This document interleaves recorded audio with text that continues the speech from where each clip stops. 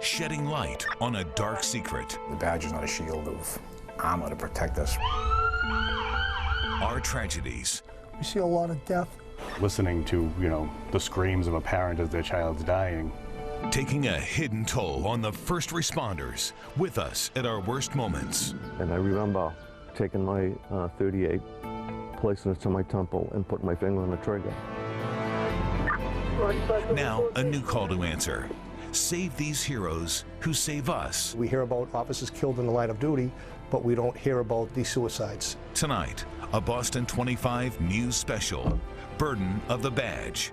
Here's Boston 25 News anchor Blair Miller.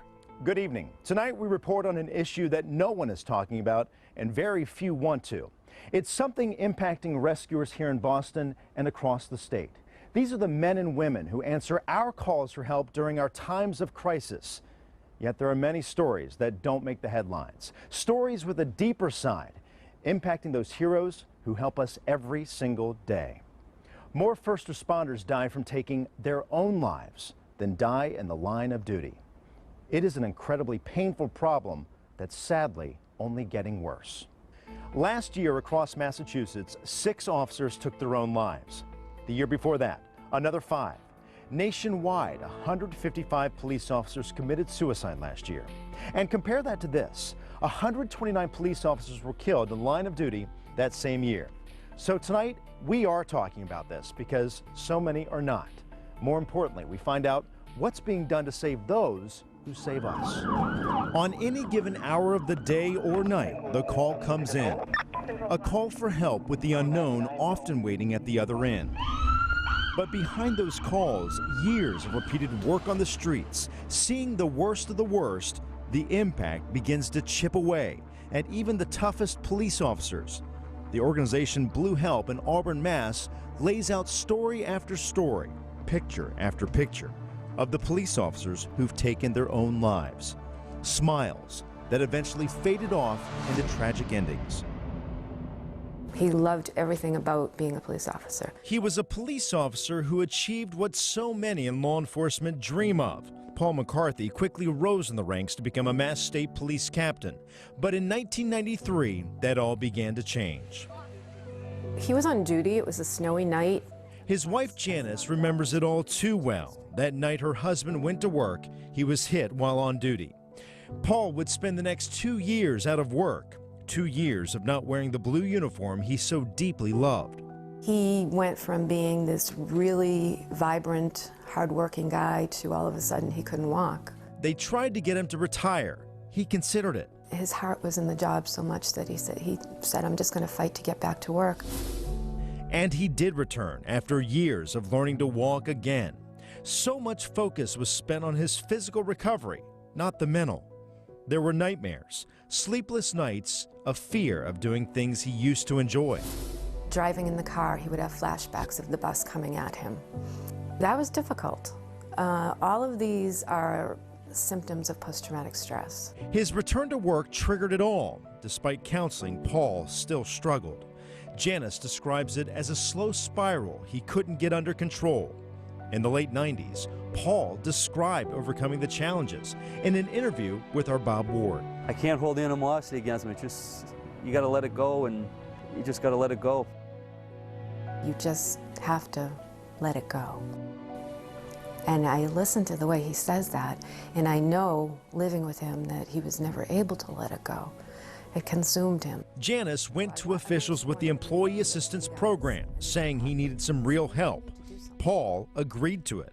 But as she recalls, if he had gotten help, state police would have forced him to retire. Paul wasn't willing to do that.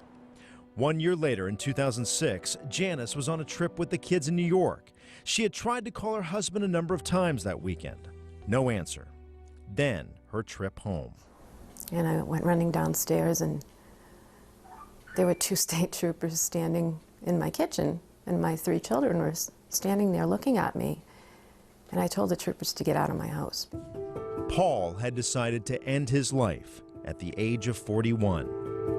As Janice puts it, she believes it was the uniform that killed him. I know what pain he was in, and I know that there were roadblocks put up to get the help that he needed.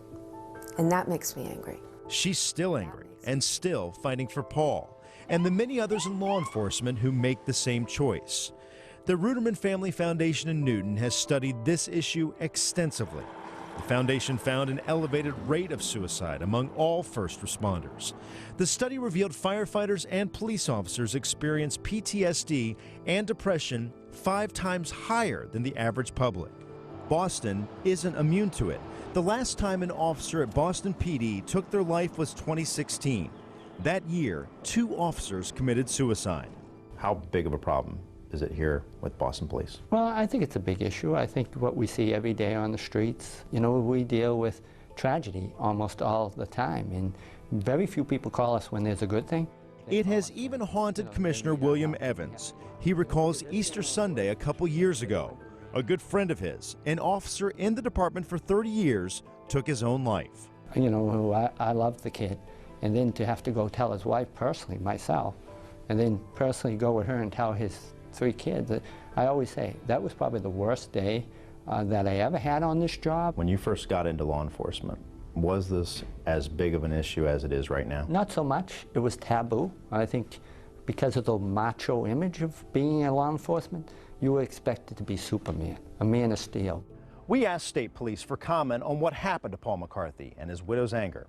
They would not address Paul's history. Instead, a spokesman gave us this statement saying the Massachusetts State Police place great emphasis on the mental health and overall wellness of sworn members and civilian staff. And since 1992, we have maintained a full-time employee assistance unit that provides support and referrals to any MSP member seeking help for mental, emotional, or substance abuse difficulties.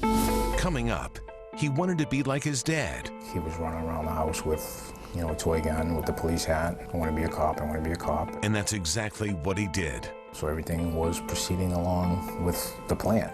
And then one day, everything changed. One family shares their unimaginable heartbreak. And later, No matter what you're trying to get through, we can help you. help for our heroes when Burden of the Badge returns.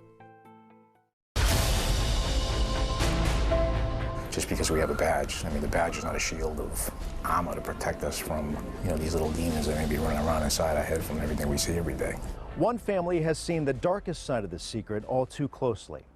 It happened to a young man just starting in law enforcement. And perhaps the most troubling part, there were no warning signs. Settled among the dust and worn rustic fence in a field of childhood dreams is the place where Dave Betts first left his mark. Baseball was our life, was our passion. Wearing the number 8, he was every bit the pride and joy of his parents. You know, from the earliest days that he could walk, he was running around the house with, you know, a toy gun with the police hat, and, you know, I want to be a cop, I want to be a cop, and... Life was fast. At work, Dave Sr. was leading the vice unit at the Chelsea Police Department. We'll slide the transport down here. Want a treat? At home, life was just as fast with 3 kids. Betts is as proud of a father as they come. So everything was proceeding along with the plan. And then one day, everything changed. Dave Jr., a chiseled 24-year-old described as a gentle giant, began his own career in law enforcement. He'd go to work every day, you know, dressed to the nines. You know, his appearance commanded respect. In February of 2017, everyone in the Betts family headed off for the day. Everything was as normal as every other day. Love you, Dad. See you later. Give me a hug and a kiss. It was the next morning that Betts remembers every detail. My work called me. It was one of the commanders downstairs, and they said, Dave, they're looking for your son at work. And I go, what are you talking about? I knew that something bad had happened to him. Was in this mode of, all right, I have to go find my son. I started driving. I didn't even know where I was driving. And I drove up Route 1 at the first turnaround that would be able to get back to the location where he worked out. I turned around and came back down to the other side of the highway to the front of the parking lot, and I could see his car set off in the background. And I just said to myself, man, this is not good. And the closer I got to his car, you know, the windows were steamed up. He was sitting in his car, the car was running, and he was in the driver's seat, and he had passed away. He had passed away from self-inflicted gunshot wound. Now, 16 months later, the questions and pain still come. That's his secret, you know, as to why. There wasn't a note, there wasn't a sign, there wasn't any indication to me at all that that would have been an issue. At home, the Betts family remained shattered. They took us into their son's room, where they've been just a handful of times since his death. This is Dave's room. Pretty much the same as it was. You know, this was his place, this is his home, this was his room. And, you know, all the memories in here are really good. Nothing about us or my family is what it was February 21st of 2017. Everybody's changed in different ways. You have to try to find a new way to exist. At work, Betts is no longer a vice officer, but still with Chelsea Police.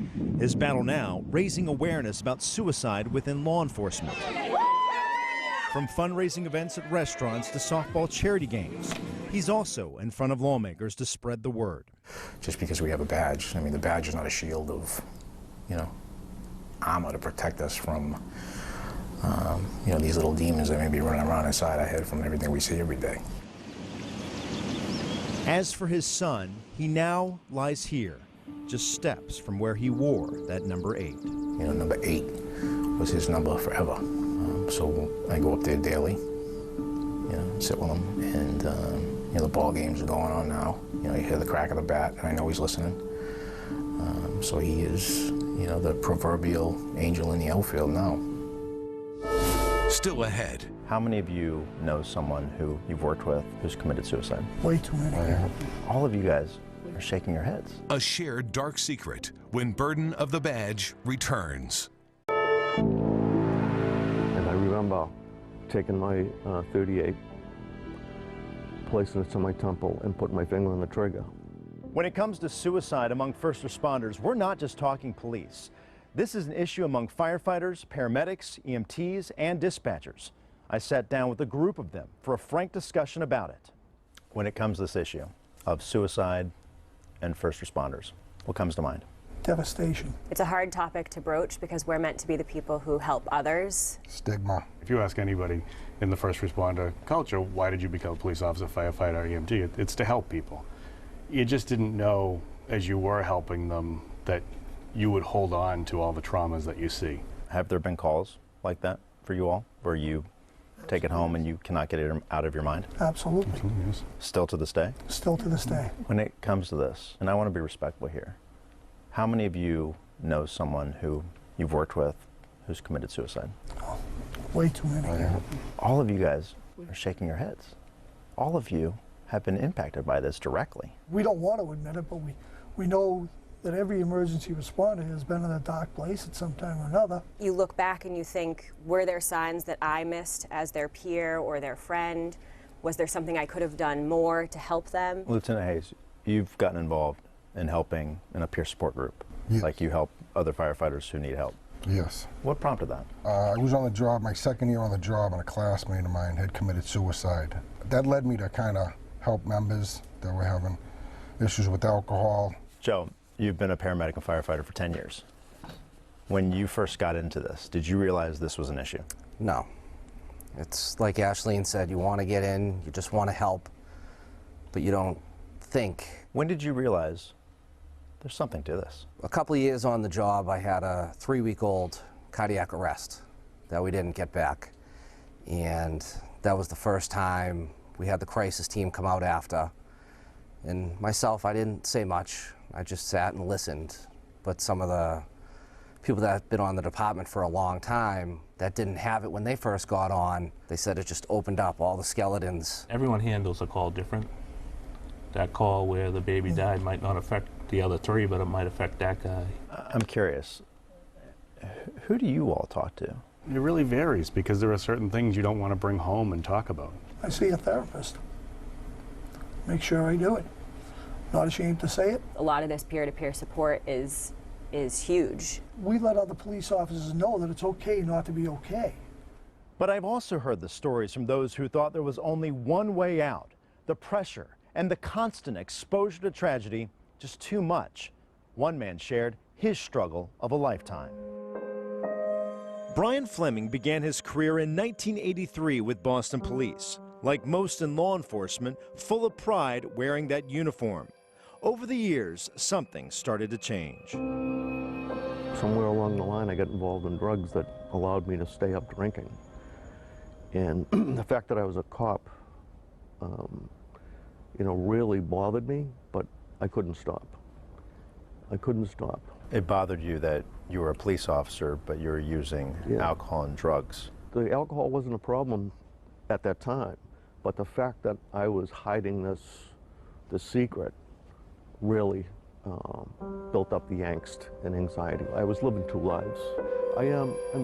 He tried to stop countless times. Fleming says this picture was taken in 1985 at the height of him using drugs and alcohol. How long did this go on? A couple of years. Yeah, and one day I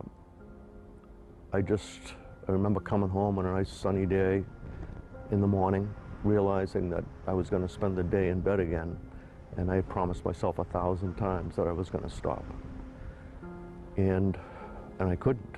And I remember taking my .38, placing it to my temple, and putting my finger on the trigger. And then I put it down, I picked it up, put it down, back and forth. And I remember thinking of my mother. We had lost my father a couple of years before, and would I want to put her through that? And you know, whether I didn't have the courage to pull the trigger or was thinking of my mother, whatever it was, you know, I put it down. A month later, he overdosed from the drugs and alcohol. It was enough to put him in the hospital, and a strange sense of relief. I felt a sense of peace. I just knew whatever it was over. The jig was up. So I was in a very... Everyone knew. Yeah, well, I think pretty much everyone knew, yeah. Now, years later, he's helping others. No longer an officer, but helping those in law enforcement who face the same struggles he once did. What do you say to that officer who is in that fog right now? What do you say to that person? Well, first of all, I would say, if you're thinking about taking your life, that's not the solution. And no matter what you're trying to get through, we can help you. You know, you can always commit suicide down the road if you want to do that, but let us try and help you first.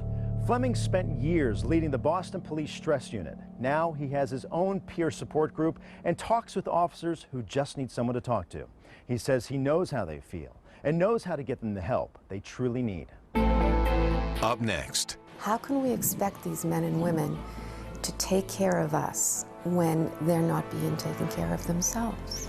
A difficult new mission. If you need the help, go get it. The help available right now for the first responders shouldering the burden of the badge.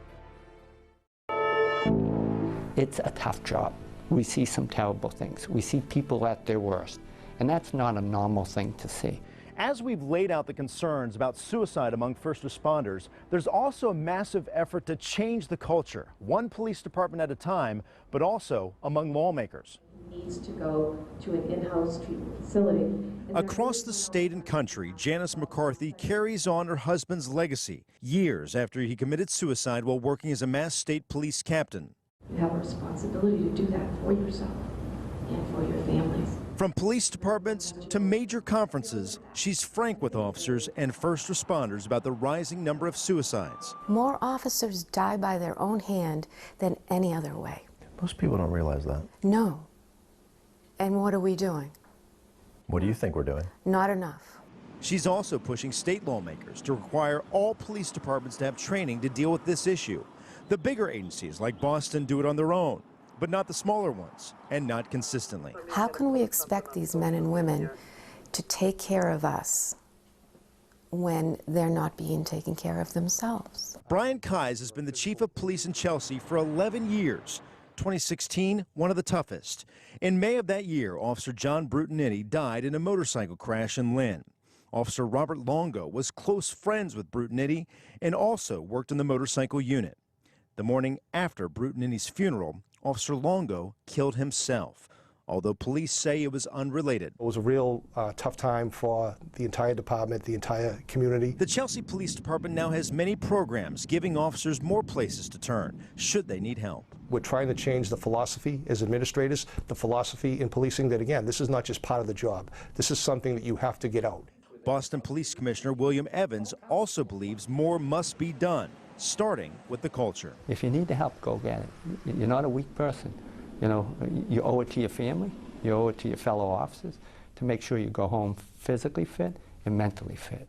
And that is our hope, that this leads to more people talking about ways to save our rescuers who may feel trapped. If that's you or someone you know, we urge you to call someone who can help. The National Suicide Hotline is open 24 hours a day. It could be the phone call that saves the life of someone who desperately needs it. Good night.